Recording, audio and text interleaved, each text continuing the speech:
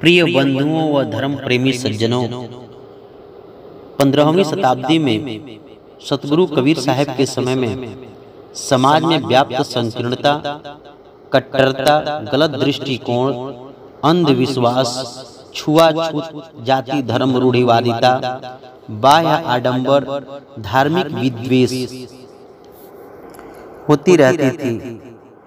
लेकिन आज भी देखा जाए तो आतंकवाद, युद्धों की विभीषिका आदि समस्याएं संपूर्ण भारत में ही नहीं बल्कि पूरे विश्व में मानव जाति के सामने विकराल रूप लेती नजर आ रही है।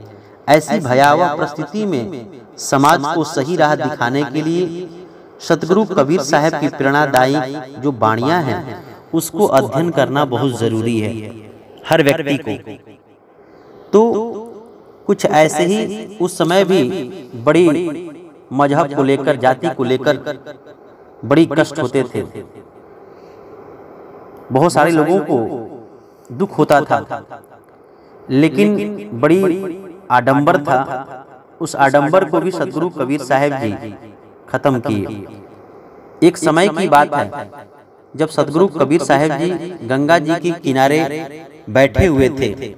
वहां उन्होंने कुछ पंडितों को गंगा जी के जल में खड़े होकर सूर्य को जल देते हुए तथा कुछ को पिंडदान करते देखा।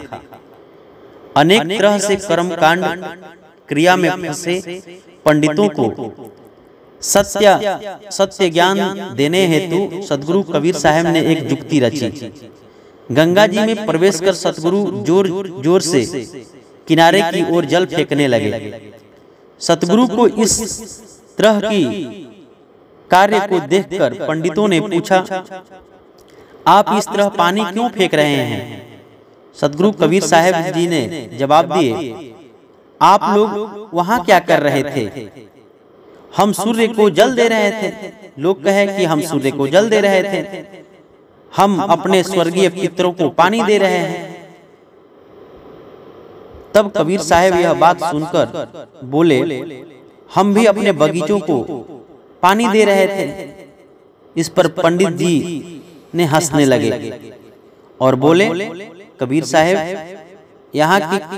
यहाँ से किनारों पर डाला गया पानी आपके बगीचों को कैसे पहुंचेगा?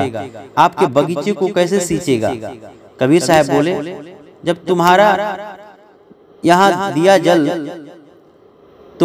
दिया जल उतनी दूर सूर्य को अथवा स्वर्ग में पितरों को पहुँचता है, तो मेरा यहाँ किनारे डाला हुआ जल बगीचे में क्यों नहीं पहुँच सकता है? जो कि यहाँ से बिल्कुल दूर नहीं है, नजदीक है, जरूर पहुँचेगा। सतगुरु के इस जवाब ने पंडितों को लाजवाब कर दिया, होश उड़ा दिया। वे अपने कर्म कांड की निरर्थकता समझ गए कि यह बेकार है, हमारा कर्म कांड सही नहीं है। बात तो सही है, तार्किक बात है। इस तरह से अनेक प्रकार से सतगुरु लोगों के अंधविश्वास को दूर कर उन्हें सत्य ज्ञान दिया करते थे। इसलिए बंधु, इस कथा से यही प्रेरणा मिलता है कि हमें जानबूझकर काम करना चाहिए, अनजाने में काम नहीं करना चाहिए, क्योंकि हमारा जीवन व्यर्थ में बीत रहा है। सतनाम।